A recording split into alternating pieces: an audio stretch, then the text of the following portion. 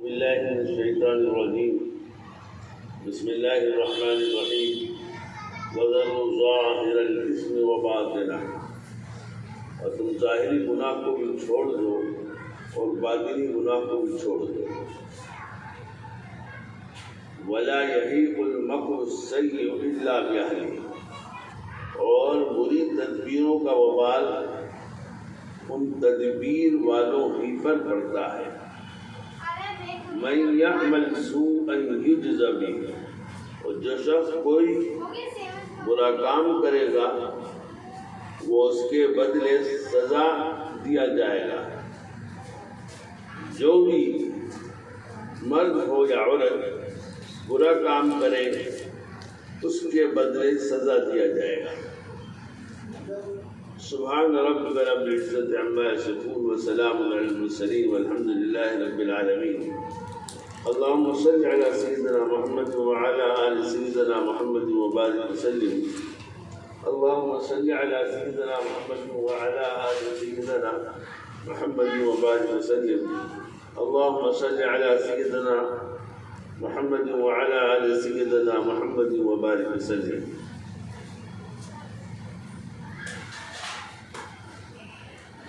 ہر گناہ کے ساتھ پریشانی بندھی ہوئی ہے، بے چینی بندھی ہوئی ہے. یہ ممکن ہی نہیں، یہ ہو ہی نہیں سکتا کہ گناہ کریں اور بے چینی نہ ہو.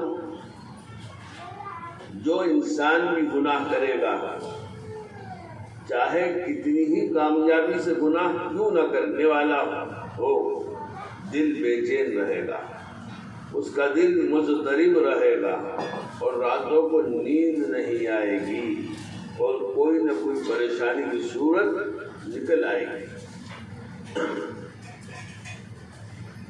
آپ نے دیکھا ہوگا بڑے بڑے ہوٹلوں میں جب کھانا دیتے ہیں وہاں بوفے سسٹم ہوتا ہے.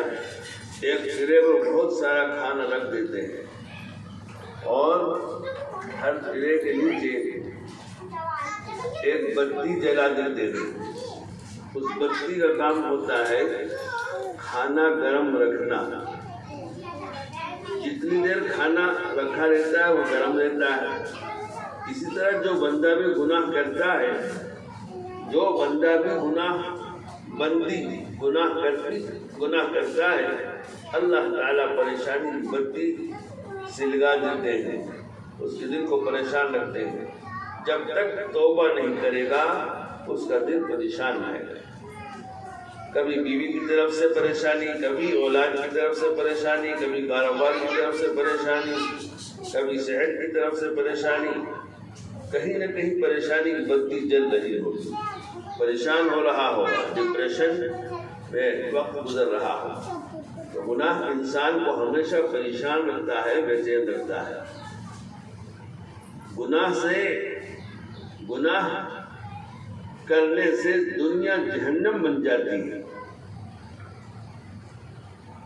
مسیح الامت حضرت مولانا مسیح اللہ خان صاحب رحمۃ اللہ علیہ فرماتے ہیں کہ تم جتنا چاہو گناہ کر کے دیکھو، اگر اللہ نے تمہاری دنیا کی زندگی کو جہنم نہ بنا دیا تو کہنا.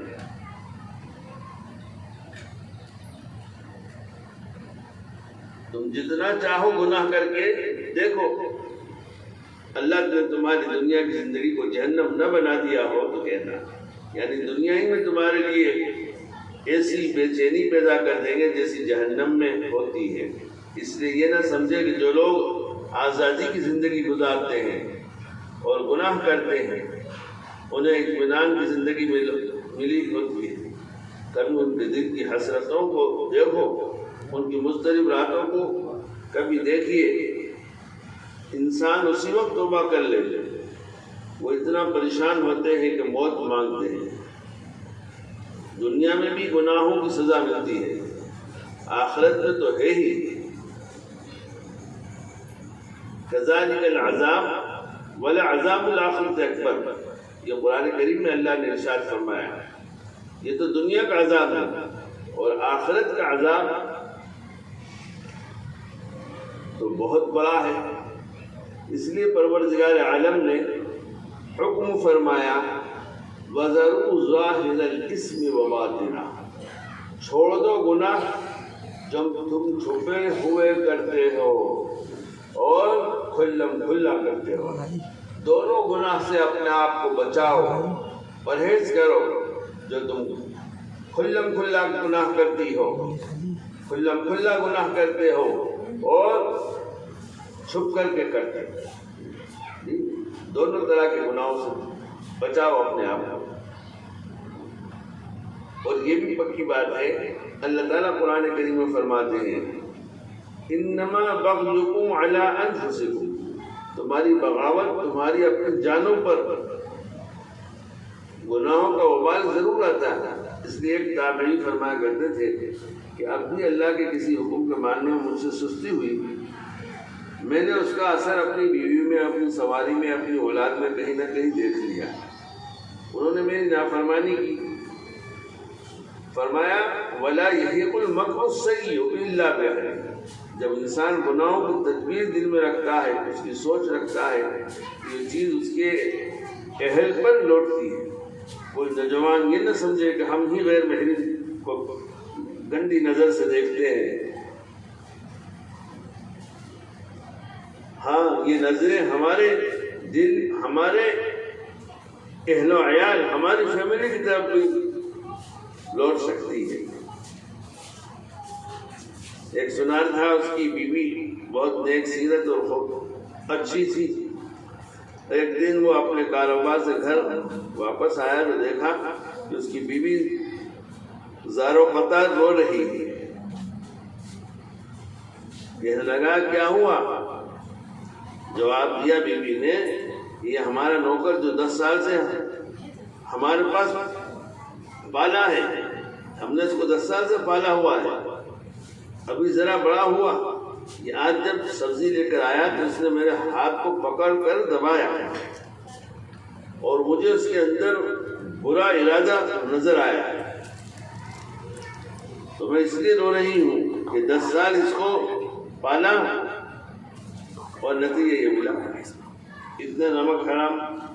اس نے یہ بات جب کہی تو اس کے خاوند کی آنکھوں سے بھی آنسو جاری ہو گئے۔ وہ حیران ہو کر پوچھ لگی آپ کیوں رو رہے ہیں؟ وہ کہنے لگا کہ یہ اس بچے کا، اس لڑکے کا قصور نہیں ہے، یہ میرا قصور ہے۔ اس لیے کہ آج ایک عورت دکان پر زیور خریدنے آئی، اس نے چوڑیاں خریدی اور پہننا چاہتی تھی، اس نے مجھے کہا کہ پہنا دو۔ میں نے جب اس کو چوڑی پہنانے لگا تو مجھے اس کے ہاتھ خوبصورت نظر آئے، لہذا میں نے اس کے ہاتھ کو آج شہوت کے ساتھ دبایا تھا۔ اس لیے یہی معاملہ آج میرے فیملی کے ساتھ، میری بیوی کے ساتھ پیش آیا ہے۔ تو دیکھیے اللہ رب العزت کی نافرمانی بالآخر نافرمانی، اس کا کوئی بھی حل نہیں ہے سوائے اس کے کہ گناہوں سے توبہ کر لی جائے۔ جس کو رب ذلیل کرے اس کو کون عزت دے سکتا ہے؟ اگر کسی نے گناہوں کی وجہ سے اللہ رب العزت سے جنگ شروع کر دی ہے تو اللہ رب العزت اس کو ایسا کر دیتے ہیں کہ دنیا میں کسی آدمی کو چہرہ دکھانے کے بھی قابل نہیں رکھتے۔ وَمَن يَهِنِ اللَّهُ فَمَا لَهُ مِن مُكْرِمٍ، جسے اللہ رب العزت ذلیل کرنے پر آئے اسے دنیا میں پھر کوئی عزت دینے والا نہیں رہے گا۔ قرآن کی آیت کا ترجمہ ہے، پگڑیاں اچھل جاتی ہیں، سروں سے دوپٹے اتر جاتے ہیں، انسان گھر میں بیٹھے بٹھائے ذلیل ہو جاتا ہے، بے عزت ہو جاتا ہے۔ اللہ رب العزت نے ارشاد فرمایا وَذَرُوا ظَاهِرَ الْإِثْمِ وَبَاطِنَهُ، تم چھوڑ دو گناہ جو تم کھلم کھلا کرتے ہو اور جو چھپ چھپ کر کے کرتے ہو۔ توبہ کس چیز کا نام ہے؟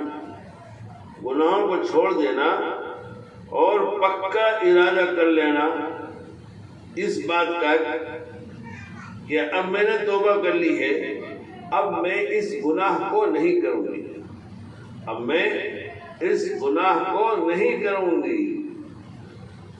اللہ رب العزت نے بھی توبہ کا دروازہ ہر وقت کھلا رکھا ہے۔ باقی کھلتے اور بند ہوتے رہتے ہیں، لیکن توبہ کا دروازہ ایسا ہے کہ ہمیشہ کھلا رہتا ہے۔ اس لیے اس پروردگار کو اونگ بھی نہیں آتی، نیند بھی نہیں آتی۔ ایسا نہ ہو کہ کوئی توبہ کرے، کوئی توبہ کرنے والی بندی جی توبہ کرے اور کہیں کہ حاجی صاحب ابھی آرام فرما رہے ہیں، وہاں اس کا تصور بھی نہیں۔ ہر گناہ گار کی توبہ قبول کرنے کے لیے وہ پروردگار ہر وقت جاگتا ہے۔ توبہ اور استغفار کا فرق، استغفار کہتے ہیں کیے ہوئے گناہوں پر دل میں ندامت ہونا، جو گناہ کر چکے ہیں اس پر دل میں ندامت ہو، شرمندگی ہو، افسوس ہو، پچھتاہٹ ہو جی، اس کو استغفار کہتے ہیں۔ یہ استغفار ہے، اور ان گناہوں کو آئندہ نہ کرنے کا ارادہ کرنا۔ اب یہ جو گناہ میں کر چکی ہوں اب انشاءاللہ نہیں کروں گی، اس کا نام ہے توبہ۔ اس کو توبہ کہتے ہیں کہ ہم توبہ کے ذریعے ان گناہوں کی اللہ رب العزت سے معافی مانگیں اور آئندہ نیکوکاری اور پرہیزگاری کی زندگی گزارنے کا دل میں عہد ارادہ کریں۔ اس لیے توبہ کرنے والا اللہ رب العزت کو بڑا محبوب ہوتا ہے۔ جب بھی کوئی سچی توبہ کرتا ہے اللہ رب العزت کو اتنا پیار ہوتا ہے اور اللہ اس سے اتنا خوش ہوتے ہیں۔ فَأُولَٰئِكَ يُبَدِّلُ اللَّهُ سَيِّئَاتِهِمْ حَسَنَاتٍ، اللہ تعالیٰ اگر چاہتے ہیں اس بندے کے گناہوں کو تو نیکیوں سے تبدیل کر دیتے ہیں۔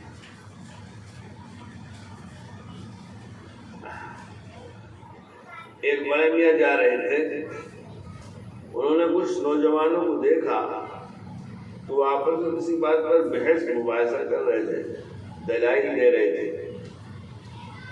قریب سے جب گزرے تو ایک نوجوان نے کہا بڑے میاں ہم ایک بات میں آپس میں بحث کر رہے ہیں، آپ ذرا بتا دیجیے کہ ہم میں سے کون ٹھیک ہے اور حق پر ہے۔ مسئلہ یہ ہے کہ ہم میں سے کچھ تو یہ کہتے ہیں کہ اللہ رب العزت کی رحمت کی نظر اس بندے پر زیادہ ہوتی ہے جس نے کبھی کوئی گناہ کیا ہی نہیں، اور بعض کا کہنا ہے کہ نہیں، جو بندہ بڑا ہی گناہگار اور خطا کار ہوتا ہے پھر وہ اللہ رب العزت سے سچے دل سے توبہ کر لے تو اب اس کے دل پر اللہ رب العزت کی خاص نظر ہوتی ہے۔ اب آپ بتائیے کہ معاملہ کیا ہے؟ وہ کہتے ہیں بچوں میں کوئی عالم تو نہیں کہ عالمانہ تحقیق کو جواب دوں۔ ایک چیز میرے تجربے میں آئی ہے اور وہ میں آپ کو بتاتا ہوں۔ وہ یہ کہ میں کپڑے بنتا ہوں، کپڑے میں تانا بانا ہوتا ہے، جب بھی کوئی دھاگا ٹوٹتا ہے تو اس کو گرہ لگا کر جوڑ دیتا ہوں اور پھر بعد میں اس پر نظر رکھتا ہوں کہ یہ دھاگا پھر نہ ٹوٹ جائے۔ ممکن ہے جو بندہ گناہگار تھا اس کا رشتہ اللہ سے ٹوٹا ہوا تھا، اب اس نے سچی توبہ کے ذریعے اللہ سے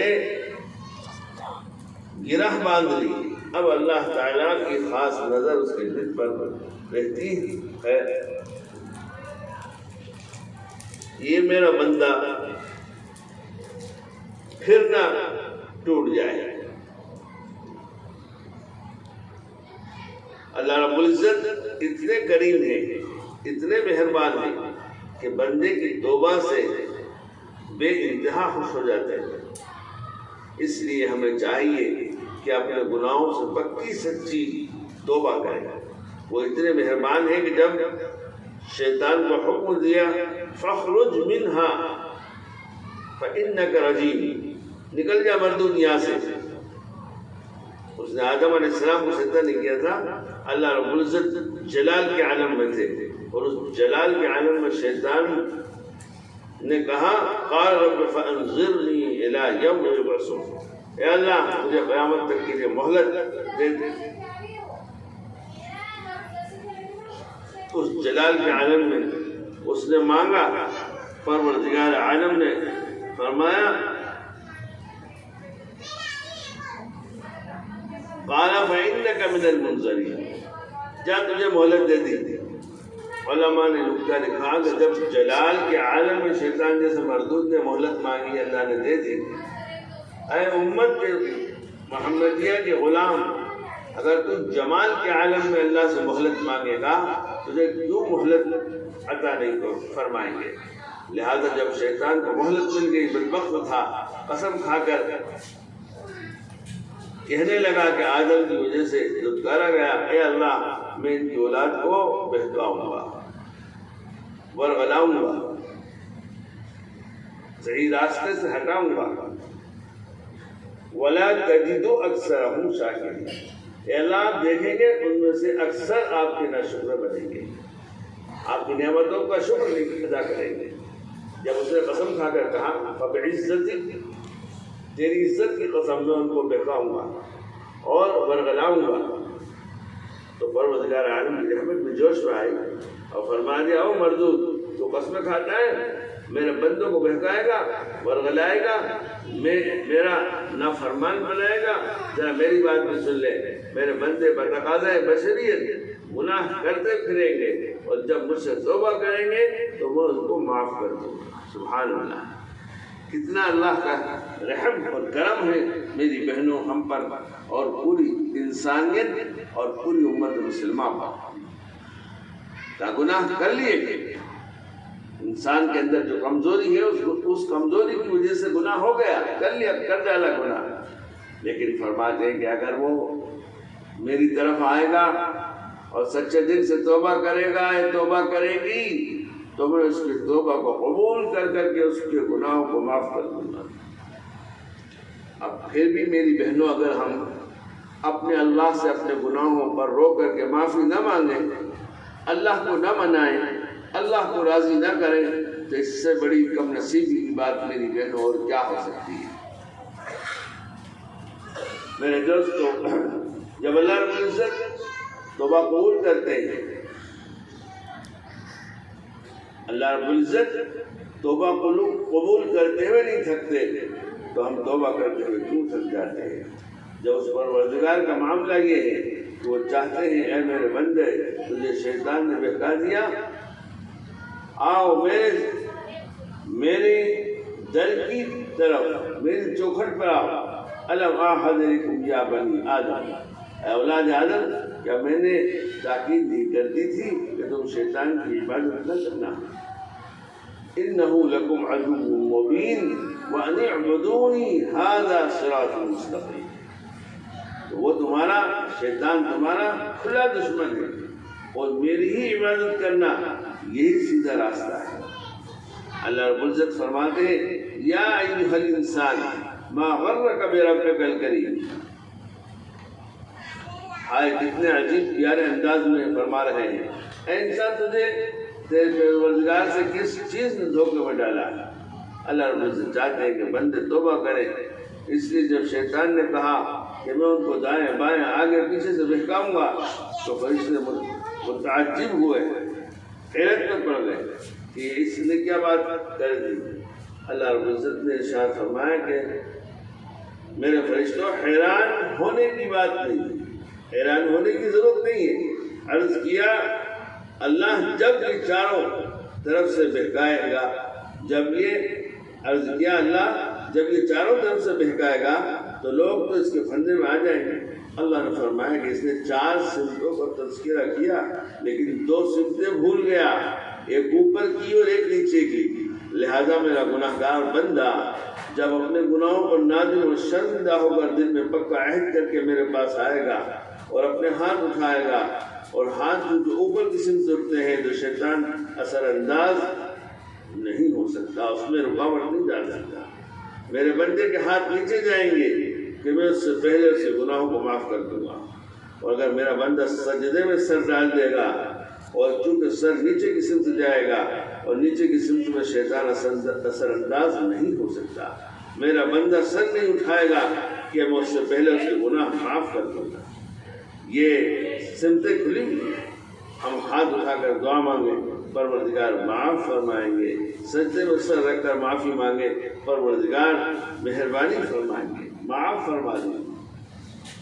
دنیا کا دستور ہے درآمدات چیزوں کو زیادہ دام دے کر خریدتا ہے. کہتے ہیں اجی یہ چیز کم ملتی ہے، تھوڑی ملتی ہے، اس لیے ہم نے زیادہ قیمت میں خرید لیا. تو جب دنیا کا یہ دستور ہے کہ چیز کو زیادہ دام، زیادہ قیمت دے کر خرید لیتے ہیں، تو گناہ گار بندے کے آنسو جب فرشتے عرش پر لے جاتے ہیں، اس جہاں کے لیے بھی یہ درآمدات کی مانند ہے. پھر پروردگار بھی اس گناہ گار بندے کے آنسو کو ہیرے اور موتیوں کا بھاؤ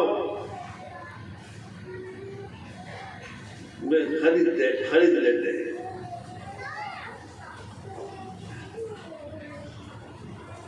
اس لیے میری بہنوں، ہم تو انسان ہیں، اللہ نے ہمیں انسان بنایا ہے اور بہت ساری ہمارے اندر کمزوریاں رکھی ہیں. ان کمزوریوں کی وجہ سے ہم سے گناہ ہوتے رہتے ہیں، گناہ ہو جاتے ہیں. گناہ کا ہو جانا اتنا بڑا پاپ نہیں ہے، اتنا بڑا جرم نہیں ہے. جی گناہ تو ہوگا، انسان ہیں ہم، کمزور ہیں جی. لیکن مسلمان کی شان یہ ہے جب اسے جانے انجانے میں کوئی گناہ ہو جائے تو فوراً سونے سے پہلے اللہ کے سامنے سجدے میں جا کر کے خوب گر گڑا کر رو کر کے اللہ سے توبہ کر رہے ہیں، معافی مانگ رہے ہیں. انشاءاللہ امید ہے اللہ کی ذات سے کہ اللہ اپنے ایسے بندے کو، ایسی بندی کو ضرور معاف فرما دیں گے، ضرور معاف فرما دیں گے. اللہ تو بندے کو اور بندیوں کو معاف کرنے کے لیے بہانہ تلاشتے ہیں کہ میرا بندہ، میری بندی کچھ کرے تو صحیح، میری طرف آوے تو صحیح. بس بندہ جب اللہ کی طرف، بندی اللہ کی طرف متوجہ ہو جائے، توبہ پڑھ کے اللہ کے سامنے روئے دھوئے اور معافی مانگے تو وہ تو بڑا رحمان و رحیم و کریم ہے. وہ بھی اس کے اس آنسوؤں کو فالتو بیکار نہیں جانے دیتا، قبول فرما کر کے اور وہ ان گناہوں کو معاف فرما دیتا ہے، وہ گناہ کو معاف فرما دیتا ہے. تو گناہ کا ہونا میری بہنوں اتنی بری بات نہیں ہے. بری بات یہ ہے کہ گناہ کیا ہے اور توبہ نہیں کرتے، استغفار نہیں کرتے، اللہ سے معافی طلب نہیں کرتے.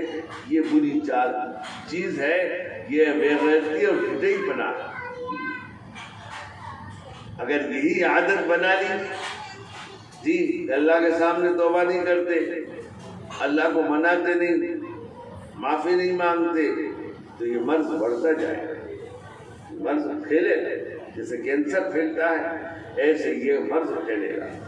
اس لیے فرمایا علماء نے کہ جب کوئی گناہ ہو جائے تو فوراً توبہ کرو. یہ بھی ضروری نہیں ہے کہ شام کا انتظار کرو گے، سوتے وقت توبہ کروں گا، سوتے وقت اللہ سے معافی مانگو. نہیں، دن میں بھی آپ اللہ سے توبہ کر سکتی ہیں اور اللہ سے دن میں بھی معافی مانگ سکتی ہیں. وہ تو ہر دم ہر آن آپ کو معاف کرنے کے لیے اور آپ کی فریاد اور آپ کی دعا کو قبول کرنے کے ہر وقت کے لیے ہر وقت تیار بیٹھا ہے، ہر وقت منتظر ہے کہ میرا بندہ، میری بندی میرے حضور میں آئے اور مجھ سے معافی طلب کرے اور میں اس کو معاف کر دوں.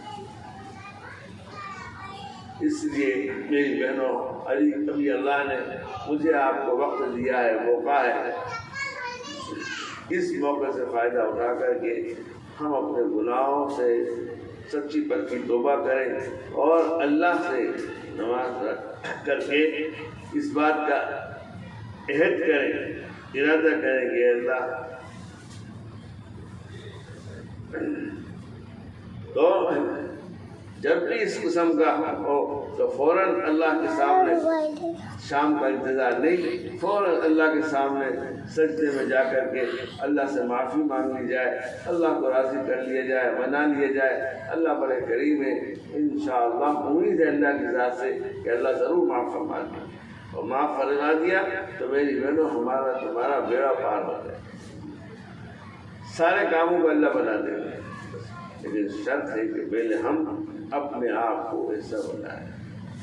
اللہ عز و جل مجھے بھی آپ کو ہم سب کو کہنے سے زیادہ سننے سے زیادہ اللہ دین کی باتوں پر عمل کرنے کی توفیق عطا فرمائے، اور ساتھ ہی ساتھ میری بہنوں اس بات کی بھی فکر کرو، کیا ہر بہن یہ فکر کرے کہ میرے گھر میں کوئی بھی بے نمازی نہ رہے، مرد مسجدوں میں جا کر نماز ادا کریں، اور عورتیں لڑکیاں یہ اپنے گھروں میں رہ کر نماز ادا کریں۔ اپنے گھروں کو میری بہنوں نماز کے ذریعے سے آباد کرو۔ رسول اکرم صلی اللہ علیہ وسلم نے فرمایا اپنے گھروں کو قبرستان نہ بناؤ، اپنے گھروں کو قبرستان نہ بناؤ۔ اگر ہمارے گھر کے اندر نماز پڑھنے والی بہنیں نہیں ہیں، کوئی نماز پڑھنے والا نہیں ہے ہمارے گھر میں، قرآن کی تلاوت کرنے والا نہیں ہے، اللہ کا ذکر کرنے والا نہیں ہے، تو پھر یہ ہمارا گھر نہیں بلکہ قبرستان ہے۔ اس لیے میری بہنوں اس بات کی فکر کرو، کوشش کرو اپنے گھر کے اندر کہ مرد مسجدوں میں جا کر نماز پڑھیں۔ 10 سال کے بچے ہو گئے آپ کے، جی پوتا پوتی ہو گئے، پوتے ہو گئے 10 سال کے، نوازے ہو گئے، ان کو بھی کہو کہ جاؤ مسجد میں نماز پڑھو۔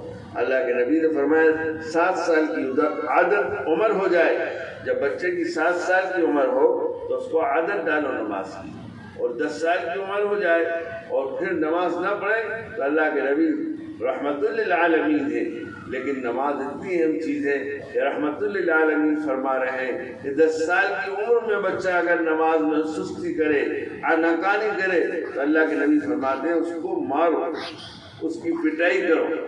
جی اگر اس وقت اس پہ تنبیہ نہیں کی، سختی نہیں کی تو یہ مرض بڑھتا چلا جائے گا، یہ مرض بڑھے گا اور بڑا ہوتے ہوتے پکا بے نمازی بن جائے گا۔ اس لیے میری بہنوں اس بات کی فکر کرو کیا ہمارے گھر کے اندر کوئی بے نمازی نہ ہو، ہمارے گھر کے اندر کوئی دن ایسا خالی نہ جائے جس میں قرآن کی تلاوت نہ کی جائے، کوئی دن خالی نہ جائے جس میں میرے گھر کے اندر اللہ کا ذکر نہ کیا جائے۔ اپنے